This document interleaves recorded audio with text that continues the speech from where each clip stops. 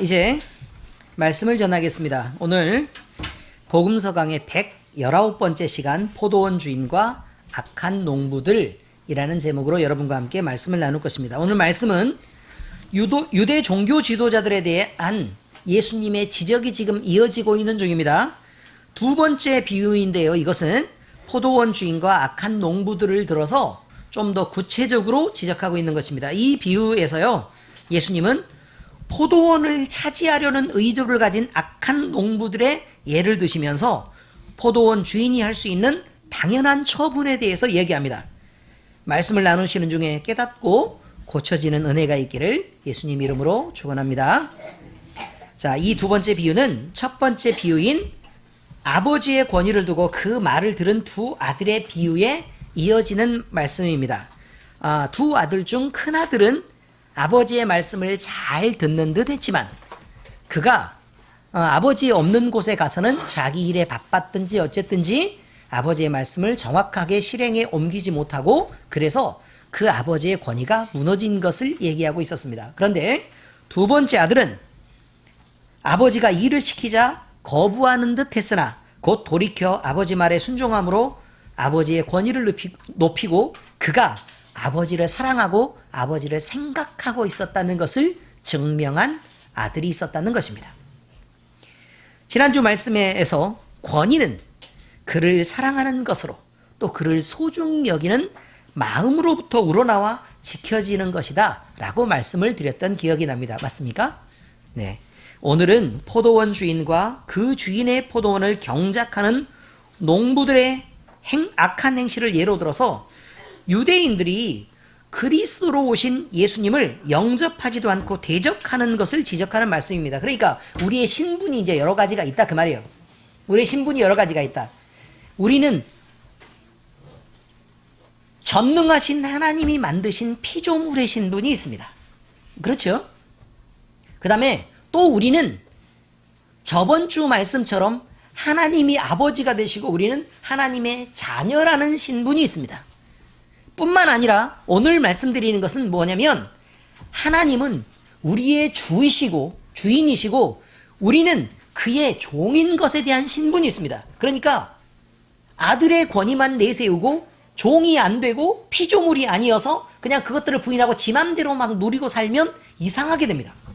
그러니까 여러 가지 각각의 신분으로 하나님이 구분하시고 얘기하셨던 말씀들을 잘 챙겨 들어야 그 세 가지에서 벗어나지 않고 우리가 그 역할들을 지킬 수 있는 것입니다. 그러니까 본분을 잊고 사는 것은 옳지 않습니다. 또 있습니다. 우리의 친구가 되시는 예수님이라고 얘기하면 친구만 생각해서 맘먹으면 입장이 곤란합니다. 그렇지 않습니까? 친구로 하나님이 대우해 주신 예수님이 계시지만 그가 우리의 친구가 되겠다 그래서 우리가 그냥 그를 친구로만 생각해서는 안 됩니다. 친구이기도 하지만 우리의 주이기도 하시고 구원자이기도 하시고 하나님이시기도 하신 분이 예수님이라 그런 말입니다. 그래서 나머지를 없애버리고 친구 나 좋은 것만 딱 선택해서 그렇게 들으면 성경을 왜곡해서 이해하게 된다 라는 말씀을 여러분들이 꼭 기억해 주시기 바랍니다. 자, 이 비유는요 첫 번째 비유보다 더 구체적이고 날카롭습니다. 예수님은 하나님의 말씀을 듣고도 말씀을 분명히 듣긴 들어요. 그런데 그걸 지키지도 않았는데 그거를 변명이나 일삼고 또 자기의 마음이나 행동을 돌이키지도 않는 이 사람들을 향해서 아주 강한 어조로 너희들은 그런 놈들이다라고 사실을 밝히고 그 다음에 하나님의 말씀을 거역하고 덤비는 아이들은 이런 저주가 있을 것이다 라고 분명하게 얘기한 것입니다. 이것은 구체적으로 유대인에게 예수님이 바로 저주를 퍼부은 거예요. 이게 절대로 쉬운 일이 아닙니다.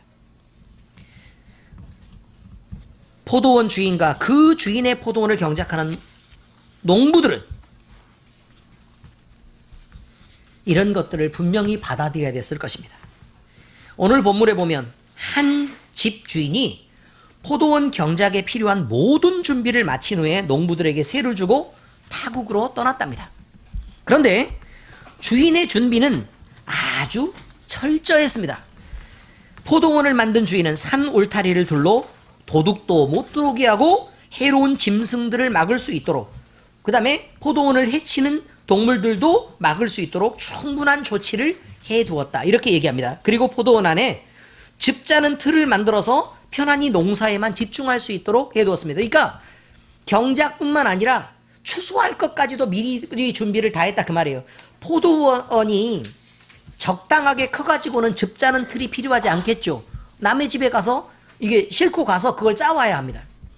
즙을 짜는 틀을 만들었다는 건 포도원의 그 규모가 어마어마했다라는 것을 말하고 있습니다.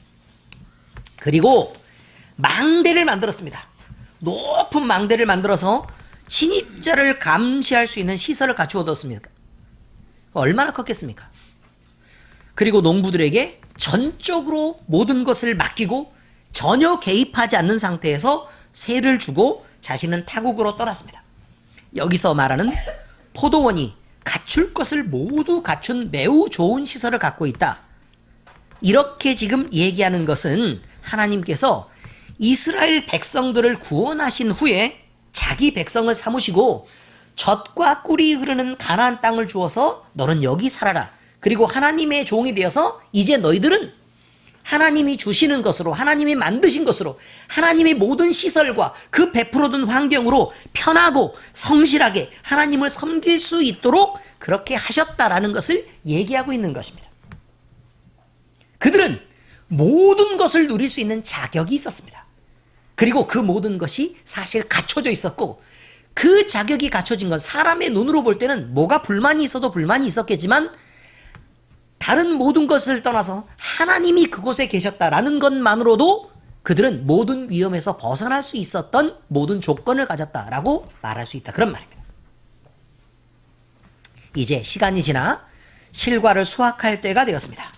포도원 주인은 타국에서 자신의 포도원에서 생산된 주인의 몫에 해당되는 만큼의 열매를 받으려고 이제 자기의 종들을 농부들에게로 보냈습니다. 어차피 그들도 종이었고 보낸 사람들도 종이었습니다. 같은 종의 입장입니다. 그런데 포도를 가지러 간 종들이 과일을 가지고 돌아오질 않습니다.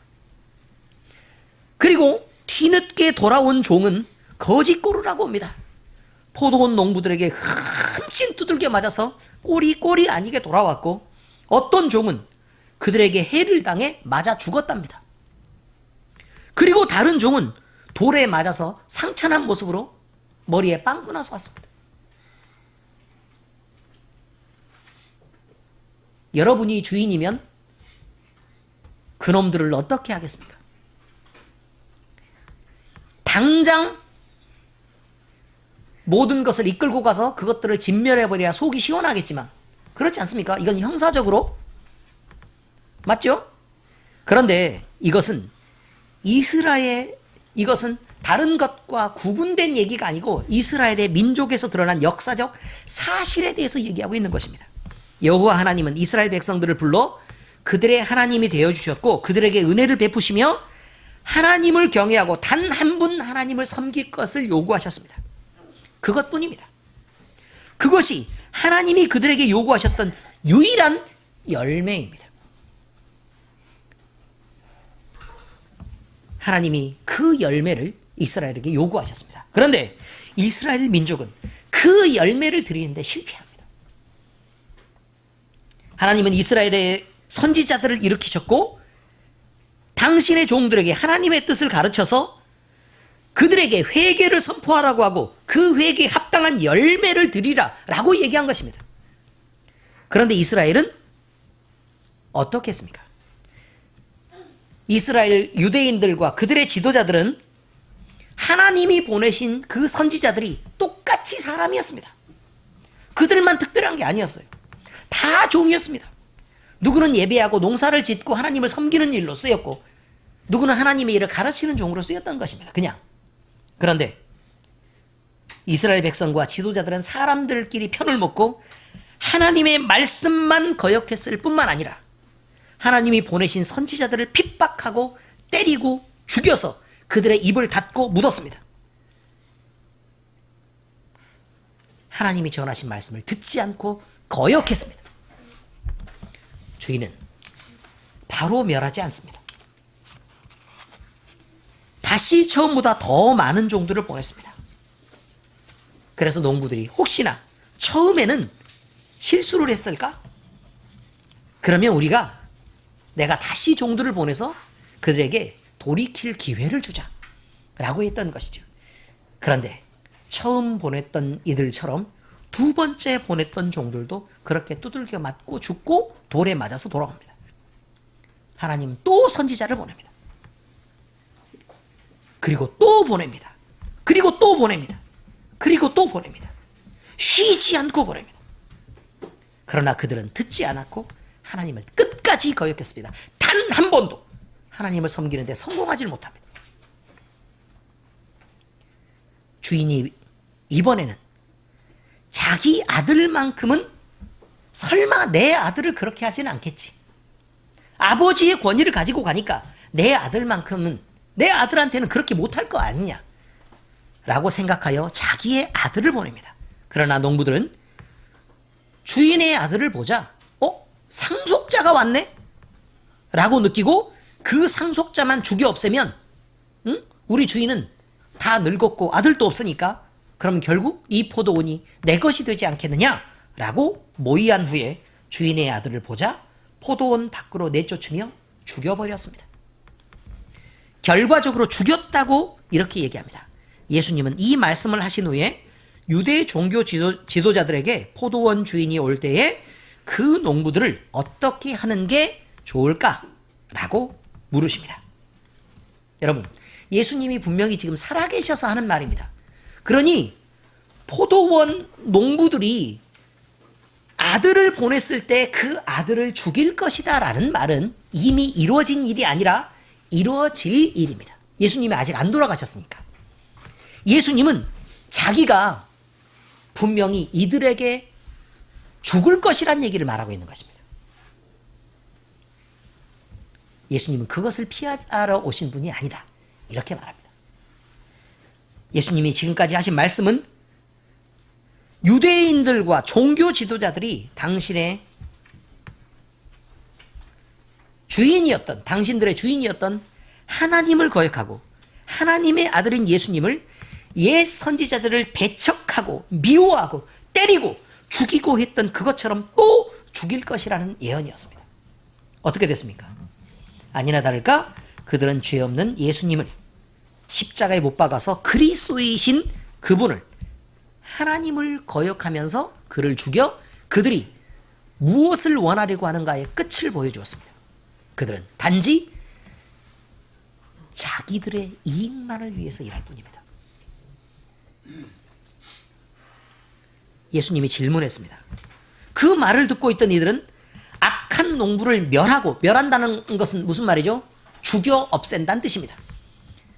그들이 했던 것처럼 악한 농부들은 당연히 죽여 없애버리고 포도원은 제때 실과를 바칠 수 있는 다른 농부들에게 세를 주어야 옳지 않겠습니까? 라고 얘기합니다.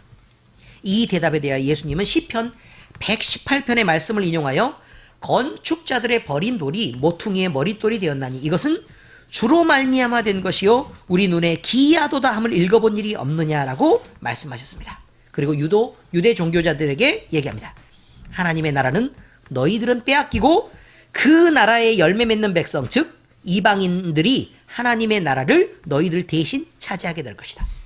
읽어드리겠습니다. 주께서 내게 응답하시고 나의 구원이 되셨으니 내가 주께 감사하리이다. 주님이 뭐 하셨다고요? 응답하셨고 내 무엇이 되셨다고요? 구원이 되셨다라고 말합니다. 내 구원이 되셨다. 그러면 내가 응답하셨단 말은 내가 부를 때 주님이 대답하셨단 말이고 그 다음에 나의 구원이 되셨다라고 얘기합니다. 그래서 내가 주님께 감사한다.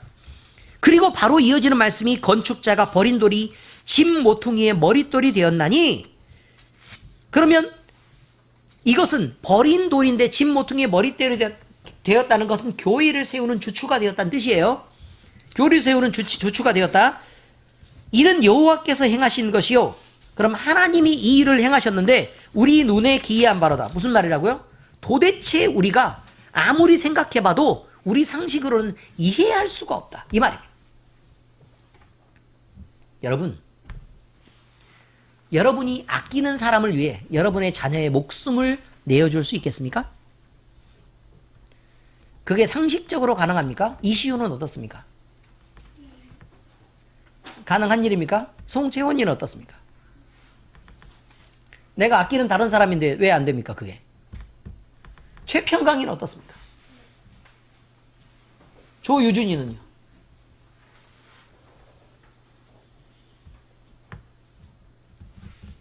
우리 해솔이는 어떤가요?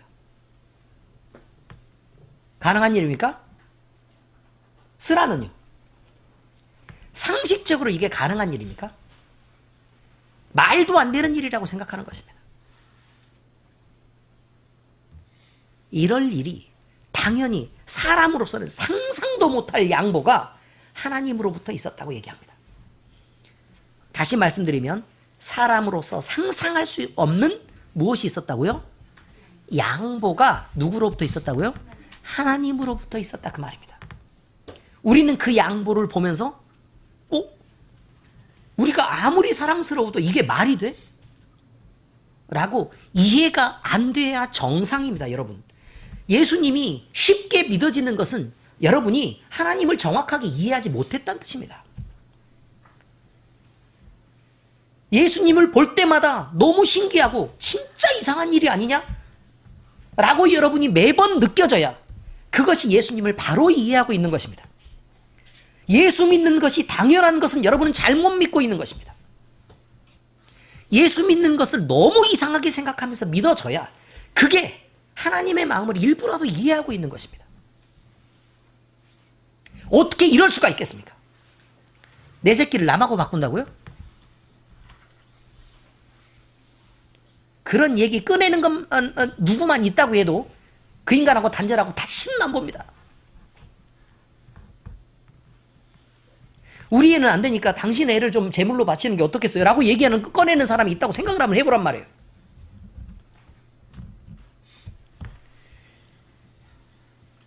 자기를 그러면데도 불구하고 자기를 배척하는 유대인들에게 하나님이 얼마나 마음을 다하셨는지에 대한 이해를 해야 하나님이 그들을 심판하려고 하는 것에 대해서 이해할 수 있게 되는 것입니다. 하나님이 얼마만큼 양보했는지 모르는 사람들은 하나님이 그들을 심판하는 손을 들었다는 것만 계속 손가락질하면서 어떻게 사랑이신 하나님이 우리를 저렇게까지 죽일 수 있냐 이렇게 말한단 말입니다. 이 비유를 들은 유대인 종교 지도자들은요, 자기들이 한 일은 생각도 안 하고 이 비유가 자기 자신들을 두고 한 것이라는 것을 곧바로 알아챕니다. 그들은 이 비유의 말씀을 듣고 돌이키고 회개했던 것이 아닙니다. 예수님을 체포하려고 했습니다. 그런데 주위에는 너무 많은 사람들이 있었거든요. 그래서 그 즉시로 실행에 옮기지 못합니다. 그럼 그 즉시 실행에 옮기지 못했다는 얘기는 무슨 말이겠어요? 미워하면서 이를 갈고 뒤로 돌아갔다 그런 말이에요. 그래서 뭐 했겠어요? 그들은 숨어서 모여서 모의를 하게 됩니다. 그리고 예수님을 죽일 궁리를 하게 됩니다. 그리고 세력을 모읍니다. 이렇게 예수님은 분명히 복음이 이방인에게 넘어갈 것이라고 선언하셨습니다. 예수님이 하신 그 말씀대로 유대인들은 끝까지 예수님을 대적했습니다. 그리스도로 오신 그를 십자가에 못 박아 죽여버렸고, 예수님이 그리스도라는 하나님 나라의 복음은 유대 땅에 머무르지 않고 이제 그 벽을 넘어서 이방 나라로 퍼져가게 되었습니다. 예수 그리스도를 배척했던 유대인들, 그를 못 박아 죽였던 유대인들, 하나님의 마음을 거부하고 그 뜻을 따르지 않았던 유대인들이 어떤 꼴을 당했는지 오늘은 조금만 얘기해 드리려고 합니다. AD 70년에, 주후 70년에 그들이 가장 사랑했던 성전이 이방 군대의 발 아래 회파되는 비극을 만났습니다. 이 전쟁을 이끌었던 장군은 로마의 타이투스 장군이었고, 그는 나중에 로마의 황제가 됩니다. 이 싸움에서 유대인들은요, 비공식적인 집계로 최대 100만 명이나 죽은 것으로 알려져 있습니다. 대학살을 당했습니다. 거리에요, 유대인의 시체가 널려 있었습니다. 그냥 지나가지 못할 만큼 예루살렘은 유대인의 시체로 가득했습니다. 아주 씨를 말렸습니다. 이 싸움에서 유대인들은 예루살렘에 머물러 있을 수가 없었습니다. 근데 바깥쪽에 있었던 사람들도 있었을 거 아닙니까? 그죠? AD 130년이 되었습니다.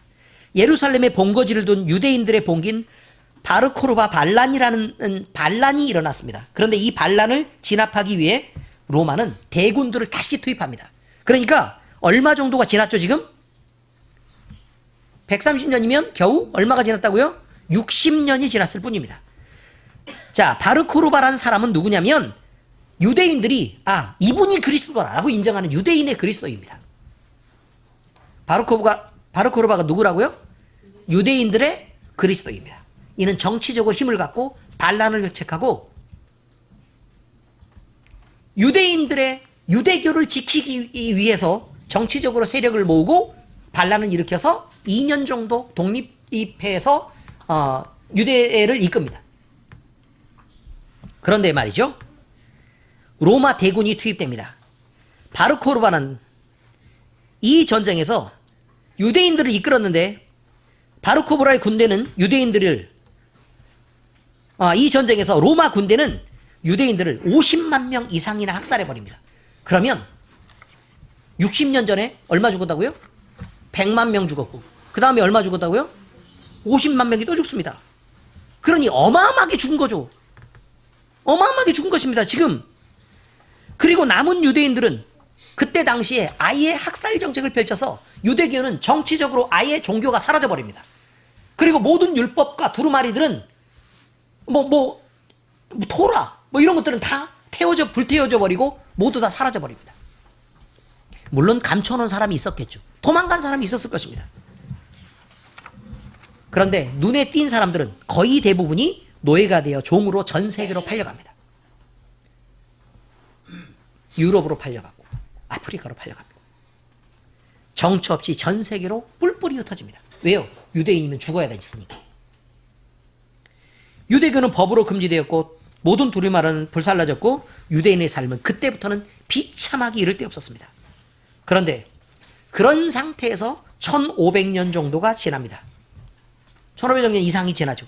유대인들은 이제 세계 속에 녹아들어 있는데 다행히 정치와 사회 제도가 바뀌어서 이제 노예 제도가 다 폐지가 되고 그렇게 되니까 더 이상 유대인들은 이제 종의 신분이 아니라 경제 활동을 할 수 있고 또 정치 활동을 할 수 있고 사고를 얘기하고 모든 것들을 얘기할 수 있는 그런 신분들이 되어갔습니다. 그런데 공산주의가 생깁니다. 공산주의.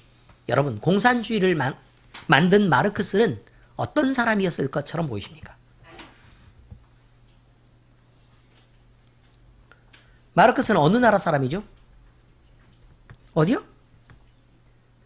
소련 사람이라고요? 유대교 독일인입니다.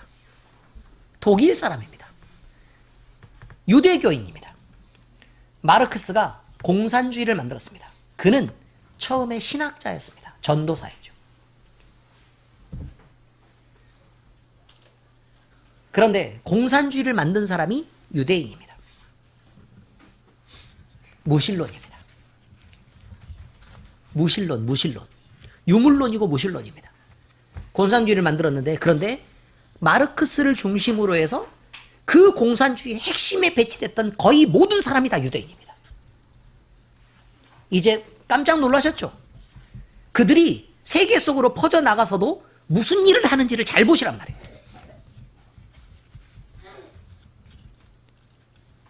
그런데 이제 러시아에서 공산주의 그 본거지가 러시아니까 여러분 러시아 사람인 줄 알았을 거 아닙니까? 아닙니다. 공산주의자들이 러시아로 들어간 것입니다. 그리고 러시아의 전복을 꾀합니다. 러시아 혁명이 일어났죠. 그런데 러시아 혁명을 막 일으키려고 하니까 대부분의 공산주의자들이 문제가 좀 이렇게 있는 거예요. 그러니까 러시아 사람들이 생각할 때는 못 받아들이겠는 거죠. 그래서 러시아 혁명이 일어났을 때 그 혁명이 실패로 돌아가고 유대인들은 그때 당시에 또 한꺼번에 반유대주의자들의 손에 어마어마한 숫자가 죽어나갑니다. 그것도 또 특별히 유대인이라는 이름으로 죽습니다. 공산주의자라는 이름으로 죽은 게 아닙니다. 공산주의는 그들이 수용하고 유대인을 죽인 것입니다. 독일에 히틀러가 있습니다. 그가 개인적인 어렸을 때의 경험들은 제가 말씀을 드렸고, 이렇게 개인적으로 유대인과 그 다음에 유대인을 싫어했으니까 당연히 누구도 싫어했겠어요. 공산주의도 싫어했겠죠. 이제 대충 이해가 되십니까? 공산주의도 싫어했습니다. 그래서 너무나 싫어했는데 그는 1차 대전으로 독일이 전쟁에서 실패한 그 원인을 히틀러가 무엇이라고 생각했냐면, 내부에 배반자들이 있다 라고 결론을 내린 것입니다. 그래서요, 초기 나치당의 1차 대전 실패 후에 정치에 들어가서 초기 나치당에, 물론 히틀러는 아주 민족주의적인 사람이었습니다. 독일 이랬던 사람이죠.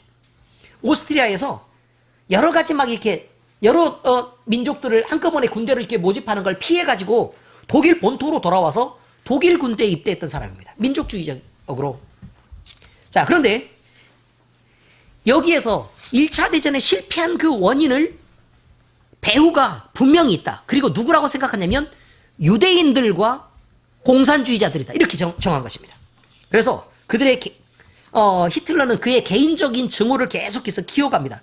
그리고 아시죠? 수용소에서 아우슈비츠? 예, 거기 말고도 다른 여러 개의 수용소가 있는데 거기서 몇 명 정도를 죽이냐면요, 550만 명 이상을 죽입니다. 어떻습니까? 살벌하지 않습니까? 뿐만 아닙니다. 유대인들은 유대인이라는 이름으로 미움을 받습니다. 그런데요, 유대인들은 독일을 그다지 싫어하지 않습니다. 유대인들은 러시아를 싫어하지 않습니다. 유대인들이 누구를 싫어해요? 그리스도인을 싫어합니다. 예수님을 싫어합니다. 왜요? 그가 원인이 되어서 우리를 죽였다는 말입니다. 뿐만 아닙니다. 많은 정치적인 테러와 큰 혁명들이 일어나죠. 아주 많이 일어납니다. 그런데 그 배후에는요, 한결같이 그 싸움의 배후에 유대인들이 끼어 있습니다. 아주 중요한 자리. 그냥 들어있는 게 아니고 핵심적인 멤버들이 아주 다수가 들어있습니다. 그게 아주 중요합니다. 이렇게 가는 곳마다 문제를 일으키고 이렇게 기구한 운명을 받아서 맨날 죽어가는 이런 운명을 가진 민족을 단 한 번이라도 들어본 적이 있으십니까? 이렇게 많은 대학살을 계속해서 경험해야 하는 그런 민족을 들어보기나 했냐 그 말입니다. 근데 그들은 나라도 없는 사람들이었습니다. 나라가 없어요. 그러니 누구를 죽일 것도 없죠. 그러니 이상하지 않습니까?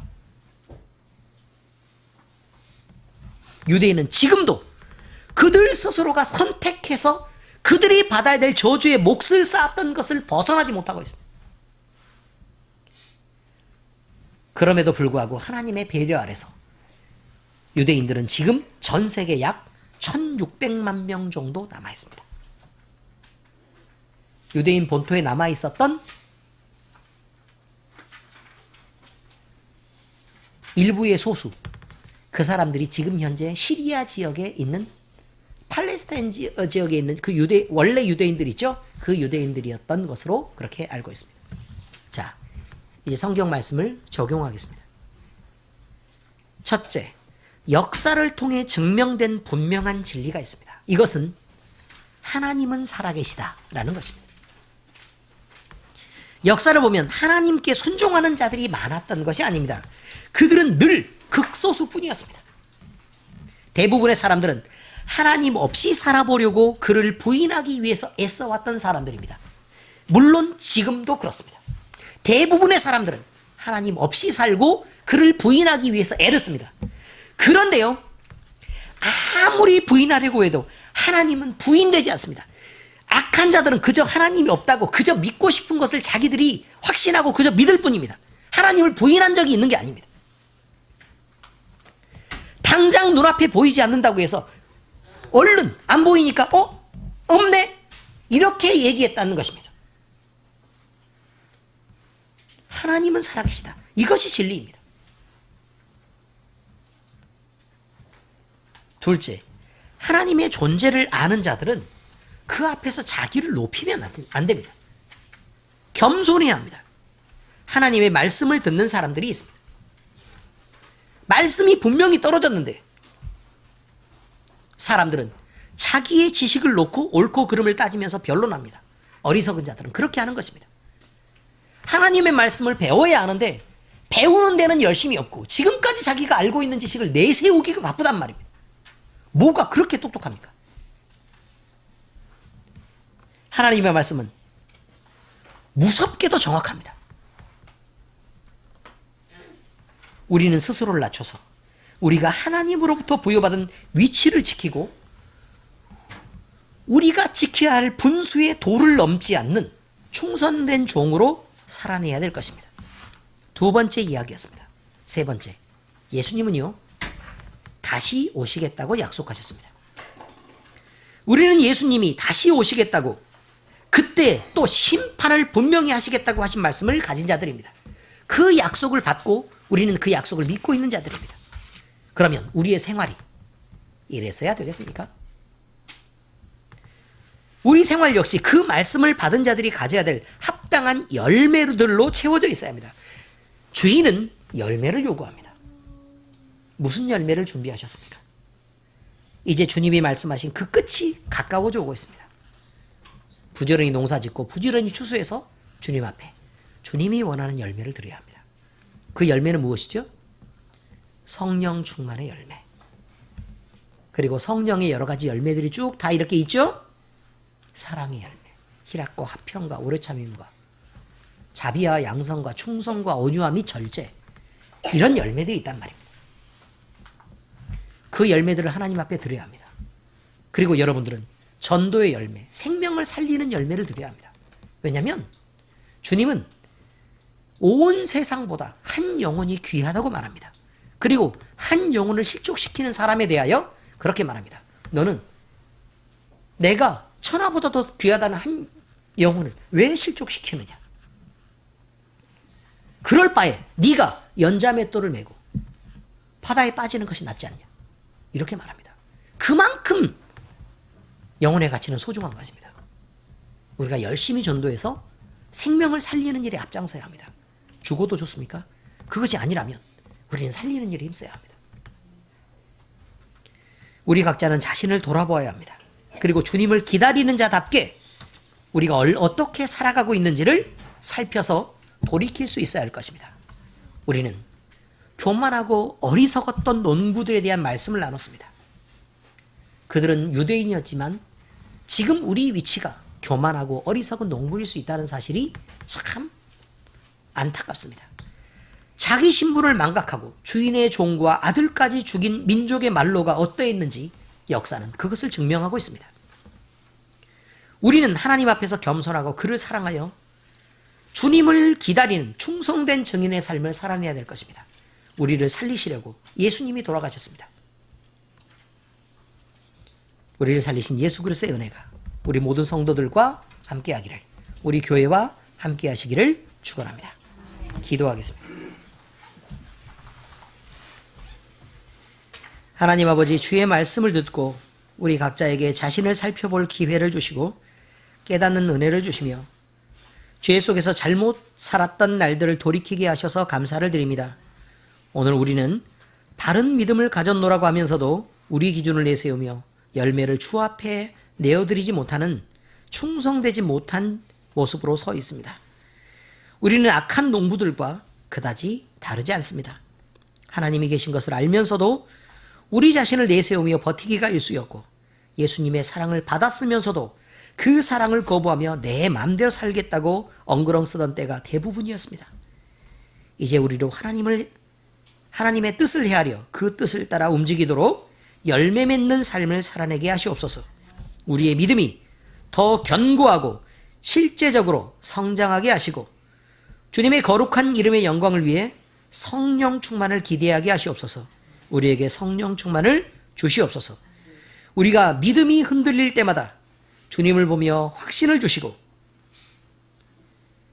말씀 안에서 바른 믿음을 향해 자라가도록 우리 자신을 보는 눈을 열어주시옵소서. 우리에게 보게 하시옵소서. 우리에게 주님을 가르쳐 주님을 알게 하시옵소서. 이 모든 말씀 우리를 구원하신 우리 주님 예수 그리스도의 이름으로 기도드립니다. 아멘.